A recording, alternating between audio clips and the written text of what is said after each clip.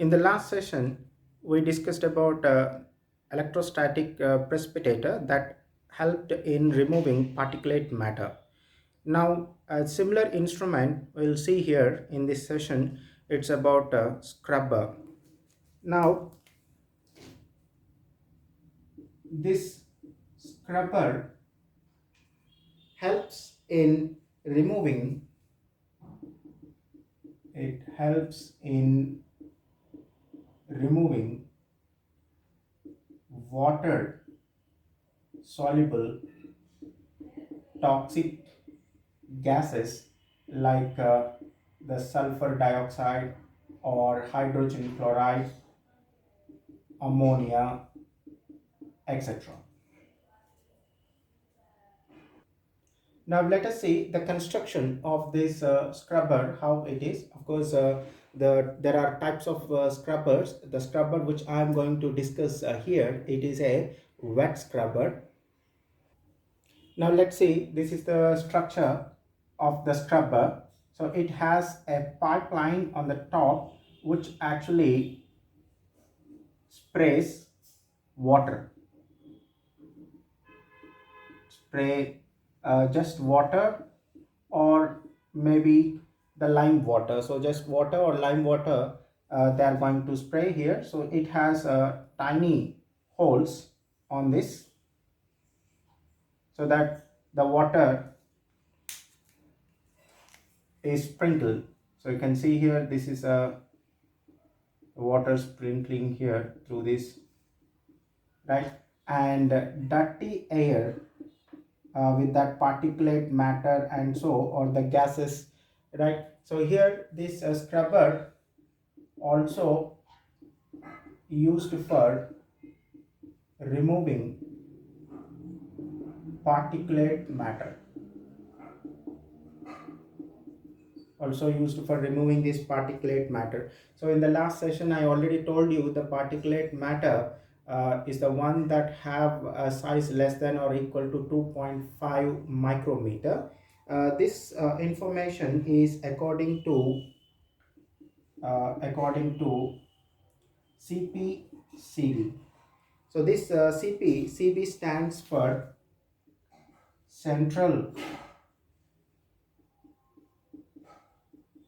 Pollution Control Board. So it stands for Central Pollution Control Board. So according to this CPCB, that is Central Pollution Control Board, the particulate matter has a size of okay, so less than or equal to 2.5 micrometer. So it has a size of 2.5 micrometer, right? So that particles, the dust particles, can also be removed with the help of the scrubber. So not only those toxic gases like this sulfur dioxide, okay, HCl, the hydrogen chloride, ammonia, and so. Now whatever that, so this is the dirty air, that is the exhaust. So the exhaust from the industry will be passed through this scrubber. So here the dirty air that consists of all those different gases and particulate matter will be passing up. So you can see here the gases are being released and it's moving up and the water is sprinkled down. Now these gases may get okay, right, diluted, or they get dissolved in the water. So when the water is coming down and the gases moving up, right, these gases and the particulate matter, they may get dissolved in the water, and the water with that dissolved particles and everything comes down, and the clean air will move out and that will be released into the environment. Okay, so here whatever here that is collected will contain the particulate matter, okay, and other gases dissolved in water. So those gases, which I mean are toxic gases. So those toxic gases and particulate matter, which whatever that, they get dissolved in the water and they all come down, and the clean air will go out from this scrubber. So this is how a wet scrubber, where we have used water or lime, okay, some liquid. So for that reason we have used the word wet scrubber, and this is used to remove all this from the exhaust. Now let's see a few more points on the particulate matter. So this particulate matter is actually causing a great damage to human health. Now, this we know that the particulate matter, it consists of fine particles, and if these fine particles are inhaled deep into the lungs, then it can cause a great damage. So the particulate matter, if inhaled deep into the lungs, okay, so it can cause breathing and respiratory problems. So it causes breathing and respiratory problems, right? And it can also cause the irritation. So it causes irritation, inflammation, and damage to the lungs. So irritation and even inflammation, and finally they damage the lungs, right? So this particulate matter, when we inhale deep into even the stone crushing units, they also release a lot of dust particles into the air. So they are so tiny that we will be not able to notice at all that we are breathing in, and they get into our respiratory system, deep into it, and they finally settle in the lungs. So once they enter into the lungs, it's impossible to take them out from the lungs. So hence they permanently settle in the lungs, and that cause the breathing as well as respiratory problems, then irritation of the lungs, then inflammation of the lungs, and finally they are going to damage the lungs. And right, this can also result in, and also results in premature deaths. So this also results in premature deaths, okay. So that's small information on the particulate matter. Now we will see another point, and that the automobiles are major cause for atmospheric pollution, and these are causing a heavy pollution in case of cities, especially the metro cities. So to reduce the pollution caused by these automobiles, especially in case of metro cities, we know day by day in metro cities the number of vehicles go on increasing, and to reduce this pollution by these automobiles, we started using lead-free petrol or diesel. So here, to reduce pollution by automobiles, so one point, we started to use something called lead free petrol or diesel. Earlier in the engines, the car engines or the way, I mean any motorbike engines, they used to uh, mix mix lead in the petrol or in the diesel. So it is actually the tetraethyl lead is the one that is used, I mean, that is mixed with this petrol or diesel. So the tetraethyl lead is they are going to mix with this petrol or diesel, and they are going to use it in the vehicles. This is for actually to reduce engine knocking, and there are so many things that we need to consider from the point of engine manufacturing. And so I'm not going to talk about all those things, right? So just we need to keep in mind that, so if we use lead in the petrol, then it results in releasing the lead into the atmosphere, and lead is a poisonous, okay, substance, and it can cause a severe damage to the human health, and it can also result in the death of human. So hence, after learning that lead causes a severe damage to the human beings, we stopped using lead in the petrol or in the diesel. So we use, okay, so nowadays we use unleaded petrol or diesel.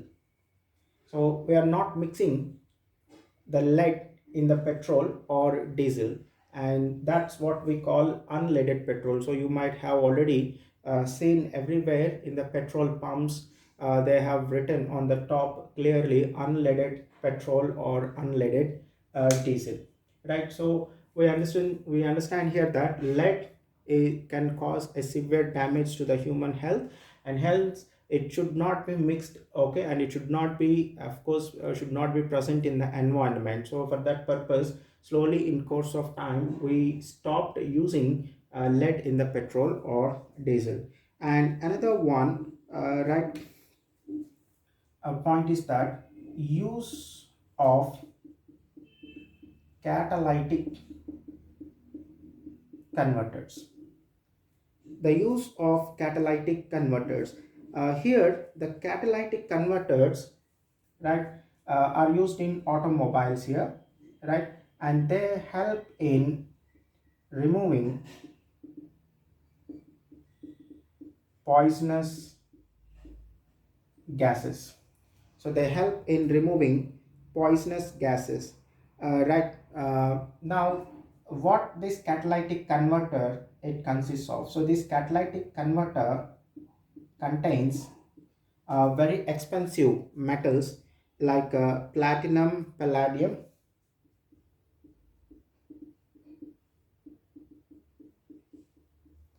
It consists of right, platinum, palladium, and okay, or it may have rhodium. So platinum palladium combination or rhodium alone may be used, okay, in the catalytic converters, and these catalytic converters actually help in removing poisonous gases, like poisonous gas like carbon monoxide that I have told you earlier. And the motor vehicles, if they are fitted with these catalytic converters, they should not use leaded petrol. They should compulsory use unleaded petrol. Okay, so automobiles fitted with the catalytic converters should be, or should use only unleaded petrol. So if they use leaded petrol, right, then it is going, the lead in the petrol will actually inactivate these catalysts. So here this platinum and palladium are actually used as catalysts, used as catalyst, right. And if we use leaded petrol, okay, that's I'll mention here, lead in the petrol or diesel will inactivate the catalyst. So hence it will not work. If the catalysts are not working, then they will be not able to remove these poisonous gases. So compulsory the catalytic converters, if they are being used on the vehicle, then those vehicles must compulsory use only unleaded petrol, because the lead in the petrol will inactivate the catalyst.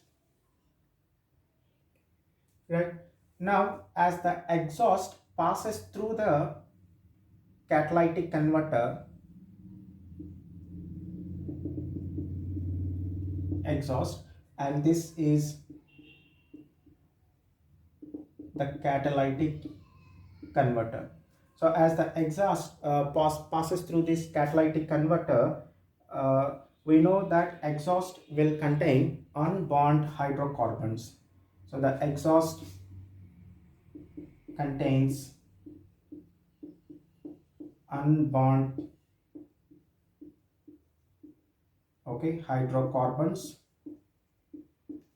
right? It also consists of right, carbon monoxide. It also consists of nitric oxides, and so now whatever these are unburned hydrocarbons, right, carbon monoxide and nitric oxides, which are present in the exhaust, okay, they are going to convert into non polluting substances, like for example these unburned hydrocarbons will get converted to carbon dioxide and water in the catalytic converter. So in the catalytic converter, the unburned hydrocarbons are going to get converted to carbon dioxide and water, and then the carbon monoxide present in the exhaust is going to get converted into carbon dioxide, and the NO, that is the nitric oxide which is present in the exhaust, is going to get converted into N2. So that is nitrogen gas. Okay, right. So the carbon monoxide getting converted to carbon dioxide, and NO, that is nitric oxide, is getting converted to nitrogen gas. Of course still we have a problem. So this carbon dioxide now being released in large amounts by these automobiles, we have another problem that's called global warming. The global warming is caused mainly because of excessive or huge amounts of the carbon dioxide that is present in the atmosphere, right?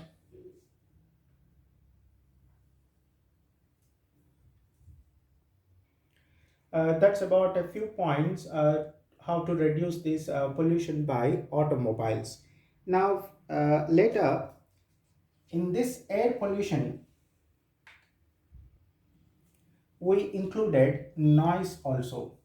So noise is included under air pollution, right? Now here in 1981, right, the Air Act came into force.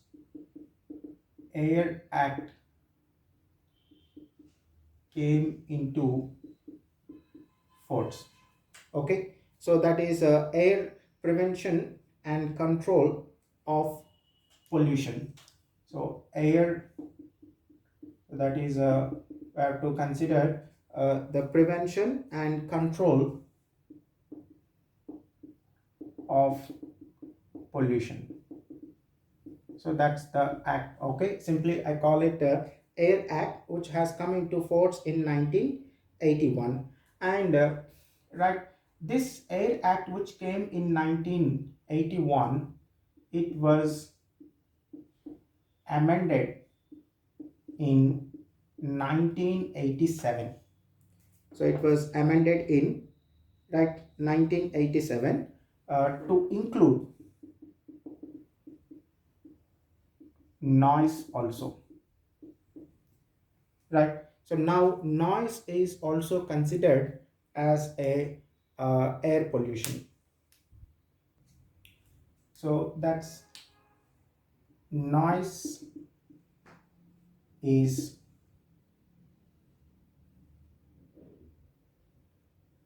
air pollutant. Okay, so what actually we mean by noise? So noise is any undesirable high level of sound. So that's I mean undesirable high level of sound. So undesirable high level of sound is what we consider it noise. This high levels of sound actually it can cause psychological and physiological disorders in humans, right? So here this high level of noise causes the psychological and physiological disorders in humans. Okay, so we are not aware of that the sound can cause a lot damage. So in the theaters and right, even in the metro cities there is a continuous production of sound due to this movement of automobiles or by industries and so, and these in a long run can cause the damage, okay, or can cause a severe damage on the human health. And we know that sound is measured in decibels. So if you take some 0 to, okay, 80 or 90 decibels, it is safe. But above 120 decibels, okay, can cause damage, right? So it can cause damage, of course, to the hearing capacity, or some have this psychological or physiological disorders that the person may develop because of hearing the noises right for a long time. And now if you look at here, above, that is almost at 150 decimals, right, at 150 decibels, right, at 150 decibels, right, this is a sound generated during takeoff a jet plane or a rocket. So that much a huge sound will be generated when a jet plane or a rocket takes off. That sound is around 150 decibels. And now this sound can permanently damage the hearing ability. Okay, so at this sound, it permanently damages the hearing ability. Now, even chronic exposure. So what we mean by this chronic exposure, the chronic exposure, which means a long-term exposure. So chronic exposure, which means a long-term exposure. So this long-term exposure can actually create so many problems, like especially this long-term exposure to the sounds can actually happen in cities. The bigger the city, the more and continuous sound they produce, and especially the houses which are present very near to the roads that actually are the main roads, and they have a continuous sound entering into the houses, and even when they are sleeping, right, the sounds will be continuously going on as the vehicle movement never stops on those main roads. So those people are prone to this long term exposure, and this long term exposure actually they can cause damage the hearing abilities, that is the one what we have seen. And other than that, this noise, okay, chronic exposure to noise, okay, can cause sleeplessness, means the person in course of time is not able to sleep properly, so that what we call sleeplessness. Then increased heartbeat, so this all takes place, okay, what you say, on long term exposure. So increased heartbeat is also seen in those persons, and even there is a altered breathing pattern, altered breathing pattern, right? And this all put a lot of stress on the humans, and that's what the noise, we may think that it is not, it doesn't cause much problem, but in course of time definitely it will create so many problems. Like you see here, the sleeplessness, increased heartbeat, altered breathing rate, and that's what the psychological and physiological damage caused due to noise in case of humans. Now to reduce this noise pollution, to reduce noise pollution, right, a lot many stringent laws were actually laid down right here to reduce the noise pollution. So stringent laws were given by the government. Okay, so we'll see some of those stringent laws, like one, delimitation of horn free zones, right? The okay, limitation of horn free zones, and these horn free zones around hospitals, so compulsory around the hospitals, okay, it should be a horn free zone, so no one should, okay, produce any sounds, okay, especially, okay, blow these horns around the hospitals, okay, right, schools or colleges, etc. Right, so that is delimitation of horn free zones around the hospital, schools and colleges, right? Then there must be permissible sound levels of crackers,